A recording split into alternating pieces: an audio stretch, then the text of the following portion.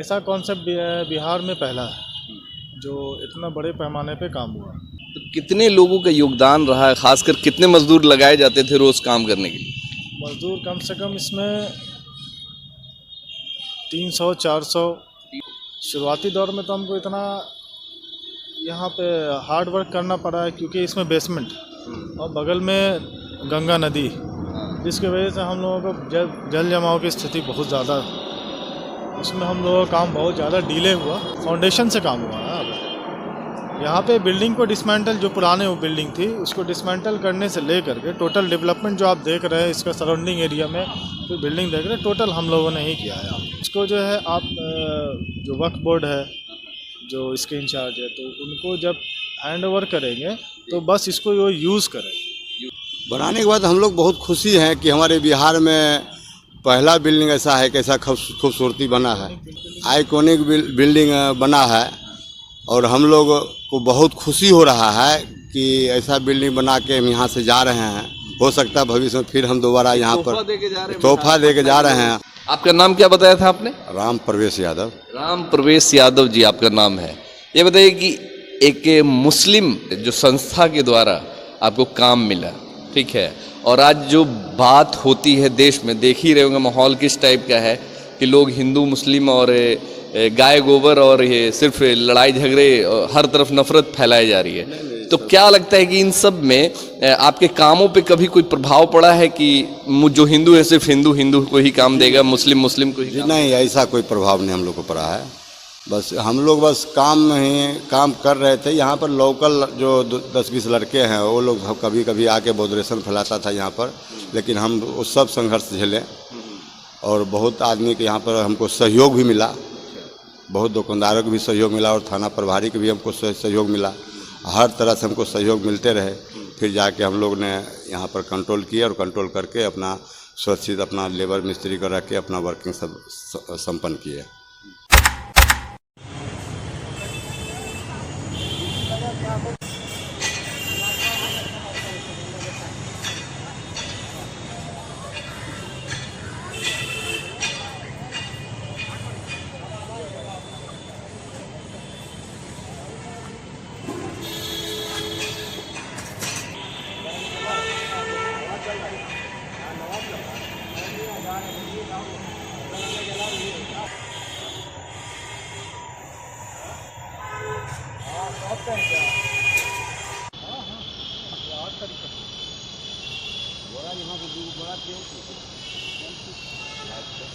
अभी हम मौजूद हैं सब्ज़ी बाग में, सब्ज़ी बाग के अंजुमन इस्लामिया हॉल में। जी हाँ, ये अंजुमन इस्लामिया जो पहले कुछ और दिखा करता था, अब ये अंजुमन इस्लामिया बिल्कुल ही अलग दिखता है। और अगर इसे बनाने की बात करें तो काफ़ी लगभग इसमें कई सालों से काम लगा हुआ था।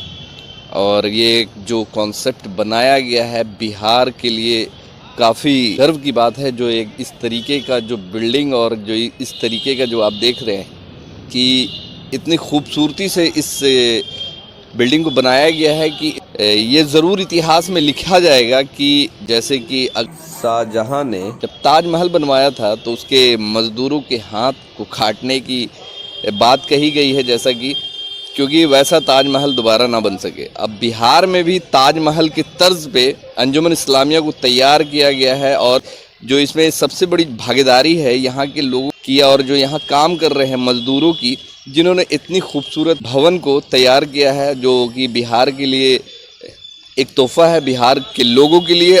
तो हम यहाँ पे बात करेंगे उन मज़दूरों से भी जिन्होंने अपना योगदान इस बिल्डिंग को बनाने में दिया है और जिन लोगों ने इस बिल्डिंग को बनाने में अपनी अहम भूमिका निभाई है। इस भवन को बनाने में जिन मज़दूरों का और जिन लोगों का हाथ है वो यहाँ पे कुछ लोग मौजूद हैं। आपका नाम क्या हुआ? राम प्रवेश यादव। राम प्रवेश जी, ये बताइए कि कब से ये काम लगा हुआ था इस बिल्डिंग को बनाने में? 2018 से। तो कितनी मुश्किलों का सामना करना पड़ा, और ख़ास कर इस तरीके का कॉन्सेप्ट जो बिहार में एक अलग तरह का जो आप लोगों ने बना दिया? हम लोग जब यहाँ पर आए हैं शुरू से लेकर अभी तक मुश्किलों बहुत ही ऐसा मुश्किलें हम झेले हैं और झेल कर बिल्डिंग को हम लोग फिनिशिंग के आवर पर आए हैं। हर तरह की मुसीबत यहाँ पर झेले हैं। अच्छा, यानी पूरा बनाने का ठेका आप ही को मिला? तो इस तरीके का और कॉन्सेप्ट आपने कहीं और बनाया है? बहुत बनाए हैं, पटना जंक्शन पर बनाए हैं, जो रेलवे का हॉस्पिटल है वो बनाए हैं, और रेलवे का अपार्टमेंट है वो बनाए हैं। ऐसा कॉन्सेप्ट जो है पहली बार बन रहा है बिहार में, ठीक है। जो हम लोग, मेरा नाम मोहम्मद शिबली अली हुआ, यहाँ पे साइट इंजीनियर है। ऐसा कॉन्सेप्ट बिहार में पहला है जो इतना बड़े पैमाने पे काम हुआ। तो कितने लोगों का योगदान रहा है, खासकर कितने मजदूर लगाए जाते थे रोज काम करने के लिए? मजदूर कम से कम इसमें 300-400, 300-400 मजदूर रोज काम करते हाँ डेली काम, हैं। क्योंकि रहने सहने की व्यवस्था यही थी। हाँ सब यही व्यवस्था है। सबसे बड़ी बात है कि यहाँ पे हम लोग को वर्क स्पेस बहुत कम है। आप देख सकते हैं कि बिल्डिंग के आगे कितनी जगह है। हाँ, ये आपका वर्क स्पेस काफ़ी कम है। ठीक है, तो ये मेरे लिए सफिशिएंट नहीं है। शुरुआती दौर में तो हमको इतना यहाँ पे हार्ड वर्क करना पड़ा है, क्योंकि इसमें बेसमेंट और बगल में गंगा नदी, जिसकी वजह से हम लोगों को जल जमाव की स्थिति बहुत ज़्यादा है।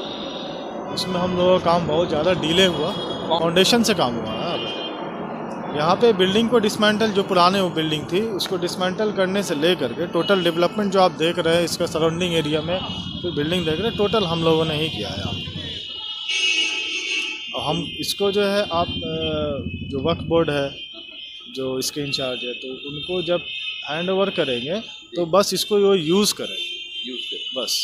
उसमें उनको कोई सिंगल काम भी नहीं बचा हुआ है। जैसे कंस्ट्रक्शन में जो भी वर्ड यूज़ होता है, फिनिशिंग स्टार्टिंग से लेकर के एंडिंग तक, वो हमने किया है। 4 साल का वक्त लंबा होता है। बनाने के बाद किस तरीके महसूस कर रही है?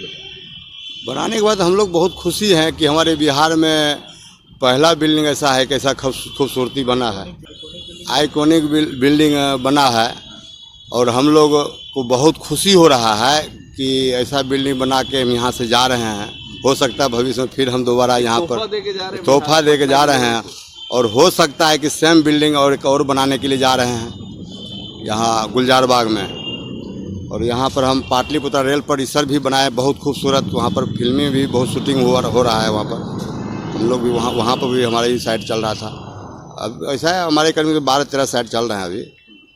की पढ़ाई लिखाई का भी व्यवस्था है यहाँ पर, और गरीब लड़कियाँ की जो शादी है उसका डिस्काउंट्स भी है इसमें। इस सब का मतलब चर्चा चल चुका है और यही होगा। बिल्डिंग का जो हिस्सा जो यहाँ सामने जो रैंप बना है, रैंप के वैसे पोर्टिको है, पोर्टिको सेम यहाँ पर एक बनेगा, एक वहाँ बालू की ढेरी जो है वहाँ पर एक बनेगा। वो सब चल के कट के मेट्रो वाले बना के देंगे, क्या कि हम लोग बस बिल्डिंग जो मेट्रो लाइन यहाँ से आ रहा है, यहाँ से इधर में मेट्रो जा रहा है 15 मीटर नीचे। इसलिए हम लोग के यहाँ पर जो बिल्डिंग का और बाकी जो हिस्सा है हम लोग को रोक दिया गया है मेट्रो वाले के LNT की तरफ से। तो बाकी काम वो लोग करके देंगे। अभी हम 14 तारीख को हम लोग हैंड ओवर देने जा रहे हैं। चलिए हम चल के देखेंगे अंदर। तो आप देख सकते हैं कि कितनी खूबसूरती से हर तरफ इसको डेकोरेट किया गया है। खासकर जो इस पेंट की बात कर ले तो पूरा वाइट पेंट किया गया है इसको, और ब्लू जो ग्लासेस है, ब्लू कॉम्बिनेशन के बाद से इसकी खूबसूरती और भी ज़्यादा बढ़ जाती है। पटना में एक अलग तरह का जो एक भवन बनाया गया है, तो इस भवन का लाभ उन सभी को मिलने वाला है जो गरीब हो अमीर हो। 3 लिफ्ट हैं इसमें। अच्छा, इसमें 3 लिफ्ट हैं। 2 इस साइड हैं और एक यहाँ पर है। 3 लिफ्ट हैं। अच्छा। और 2 मैरेज हॉल है। एक मैरेज हॉल इस यहाँ इधर है AC और नॉन AC, और एक इधर साइड में है। ये हम आपको दिखाते हैं।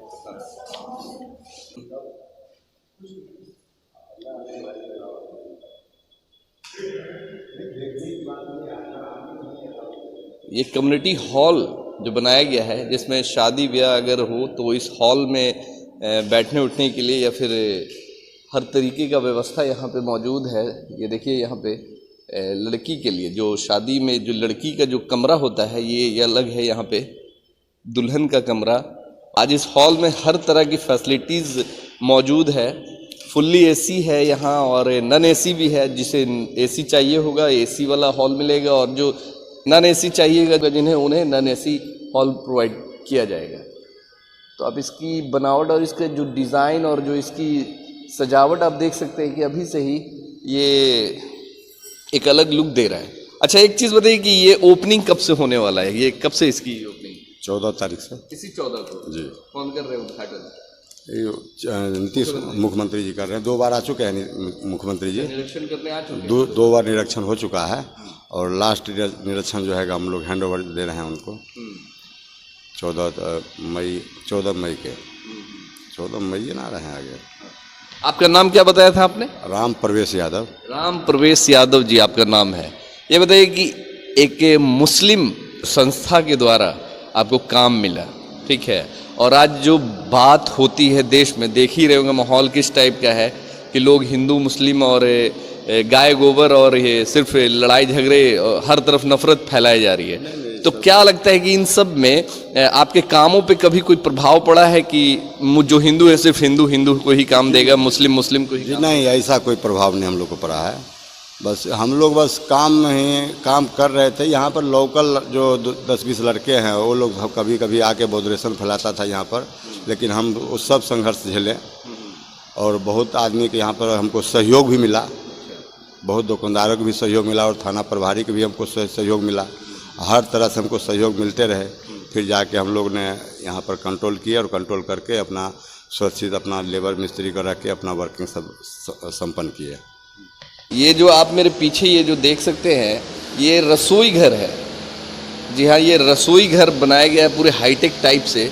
अंदर अभी बंद है, नहीं तो हम अंदर चल के भी दिखाते। तो कितने लोगों की कैपेसिटी है राम प्रवेश जी इस हॉल में? कितने लोगों की कैपेसिटी? 500 आदमी तक इसमें कैपेसिटी है। 500 लोग इसमें आकर एडजस्ट कर सकते हैं। जी हाँ। और नॉन एसी और एसी दोनों में? जी। चार्जेस अभी क्या कुछ तय किया? चार्ज हाँ, अभी तो हम लोग को उतना कंफर्म नहीं है, लेकिन 50+ रहेगा। 50+ जी।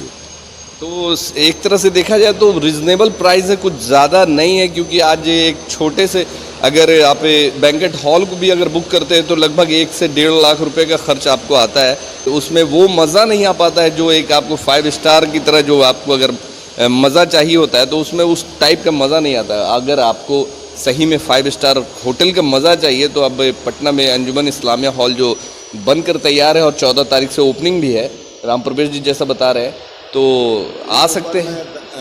गेस्ट हाउस भी है ठहरने का। अच्छा, ऊपर में गेस्ट हाउस? जी हाँ, 10 रूम हम लोग बनाए हैं। हाँ। तो ऊपर में AC का व्यवस्था है। ऊपर में 27 मीटर की पाइलिंग किए हैं। अच्छा, 27 बिल्डिंग का 27 मीटर का पाइलिंग, यानी कि लमसम 100 फीट गड्ढा से हम लोग पाइलिंग किए हैं। पूरी मजबूती है इसमें। भूकंप से अगर आने से भी इसका कोई प्रभाव नहीं पड़ेगा। तीव्र गति से भी आएगी तो ये झेल सकता है, अच्छी तरह झेल सकता है। कि इसमें मटेरियल और स्टील जो है ऐसा हार्ड पड़े हैं कि बिल्डिंग को कुछ फर्क नहीं पड़ने वाला है। और आग उग से बचाने के लिए भी कुछ क्या सुविधा है? आग से बचाने के लिए फायर फाइटिंग पूरा बिल्डिंग में व्यवस्था है। इसे देख रहे हैं, टोटल फायर फाइटिंग है, लाल पाइप वाला फायर फाइटिंग का व्यवस्था है कि आग उग लगने का उसका मतलब कंट्रोल कर सकता है, पूरा कंट्रोल कर सकता है। जी। तो सारे सुविधाओं से लैस है और सुरक्षा का भी खास ख्याल रखा गया है अंजुमन इस्लामिया में। और इसमें CC कैमरा भी 116 कैमरा लग चुके हैं। अच्छा, और कैमरा जी हाँ, कैमरा चालू है। सुरक्षा के इतने सख्त इंतज़ाम है कि आप आराम से आएँ और इस हॉल का मज़ा लें, खासकर शादियों में भी, या फिर कोई भी पार्टी हो या फिर कोई भी ऐसे प्रोग्राम अगर करवाना चाहते हैं, घूमने के मकसद से एक बार ज़रूर आए और अंजुमन इस्लामिया हॉल आकर ज़रूर देखें, जो कि बिहार में अपने एक अलग डिज़ाइन के रूप में जाना जाएगा। पटना के लिए भी ये ज़रूर एक अजूबा साबित होगा। ऐसा लगता है कि आने वाले वक्त में जितनी मेहनत और मशक्क़त से इस बिल्डिंग को बनाया गया है, तो इनकी मेहनत और मशक्क़त दिखती है कि किस तरीके से इन्होंने अपने मेहनत से इस बिल्डिंग को एक नया आयाम और नया रंग दिया है, जो कि अपने आप में एक मिसाल है। और उन मज़दूरों का भी बहुत बड़ा योगदान है जिन्होंने इस बिल्डिंग को बनाने में, इस कॉन्सेप्ट को बनाने में अपना बहुत बड़ा योगदान दिया है।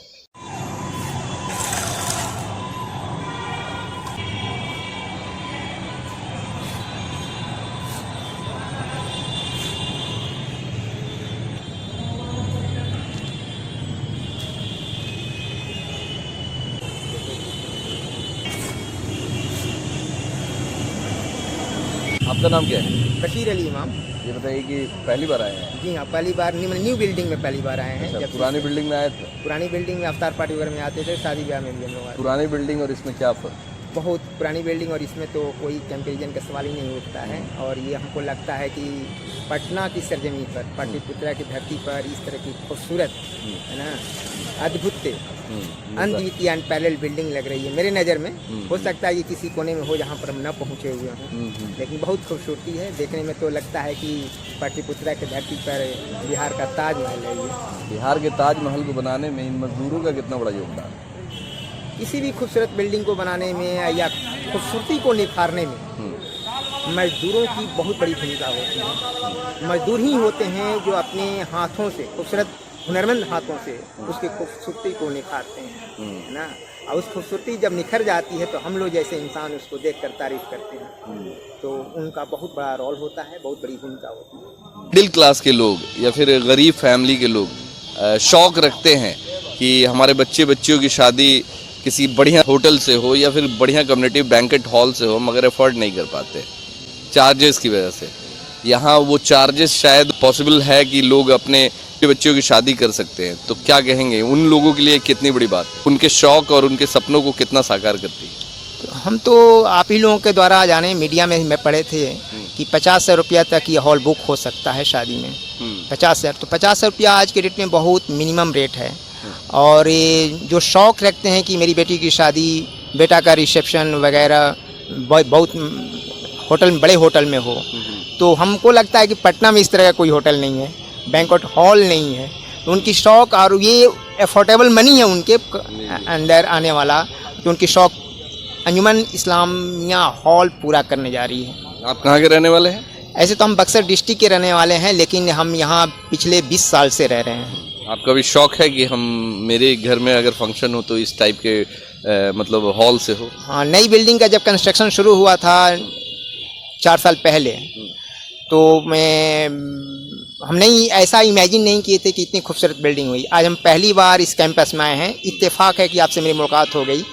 तो हमको भी लगता है कि यदि मेरे घर में किसी शादी ब्याह या किसी तरह का फंक्शन हो तो यहाँ से शुरुआत हो, यहाँ से ही बिस्मिल्लाह किया जाए, श्री गणेशाय नमः हो, है ना।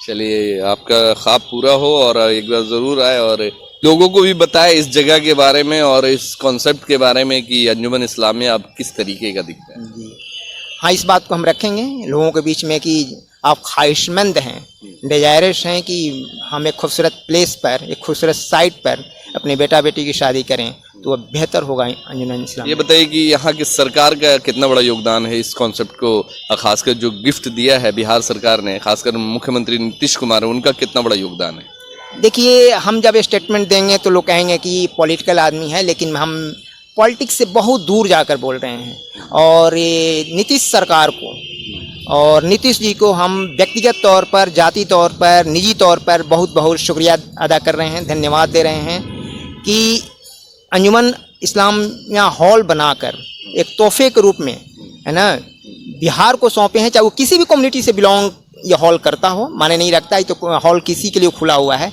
लेकिन बहुत, हाँ, लेकिन नीतीश सरकार की बहुत बड़ी गिफ्ट है, बहुत बड़ी तोहफा है। और इनके लिए बिहार के तमाम लोगों की तरफ से मैं उनको शुक्रिया अदा करता हूँ, है ना। सरकार बहुत अच्छा काम की है। और मैं आपको इस आपके माध्यम से उन लोगों तक बात ये पहुंचाना चाहता हूं, जब नीतीश कुमार पुरानी बिल्डिंग में यहाँ पर आए हुए थे और कुछ लोग नीतीश से मिलने गए थे, तो नीतीश जी ने कहा था कि आपका ज़मीन है, मुसलमानों से कहा था कि आपका ज़मीन है, आप लोग एक खूबसूरत बिल्डिंग का वहाँ पर तामीर क्यों नहीं कर रहे हैं, निर्माण क्यों नहीं कर रहे हैं, एक ऐसा खूबसूरत महल बनाइए, बिल्डिंग बनाइए जो दर्शनीय हो, देखने लायक हो। तो आज वह उनके प्रयास से, उनके कोशिशों से आज यह नज़ारा तैयार है। हम देख रहे हैं, उनकी तारीफ़ में, कसीदे में हम लोग तारीफ़ कर रहे, पढ़ रहे हैं ना। तो नीतीश सरकार को, नीतीश जी को बहुत बहुत धन्यवाद। तो जैसा कि सुना कि भाई साहब ने बताया कि इस बिल्डिंग को बनाने में, इस भवन को बनाने में बिहार सरकार और ख़ासकर नीतीश कुमार का बहुत बड़ा योगदान है, जिन्होंने ख़ासकर मुस्लिम समुदाय को और मुस्लिम समाज को इतना खूबसूरत सा तोहफ़ा दिया। और ये ज़रूरी नहीं कि इसमें सिर्फ मुस्लिम समुदाय के लोग की ही शादी ब्याह या फिर कोई पार्टी फंक्शन है, इसमें हर कास्ट, हर धर्म के लोगों के लिए ये दरवाज़ा खुला है और ये अंजुमन इस्लामिया खुला है। जो भी चाहे, जो भी उस तरीके का अगर चाहते हैं, ख्वाब रखते हैं, सपना रखते हैं कि मेरे बच्चे बच्चियों की शादी हो या फिर किसी तरीके का प्रोग्राम अगर किसी अच्छे भवन से करना चाहते हैं, तो अंजुमन इस्लामिया हॉल में ज़रूर आए। आपके लिए बनाया गया है हमारे बिहार, हमारे पटना के लोगों के लिए बनाया गया है। धन्यवाद।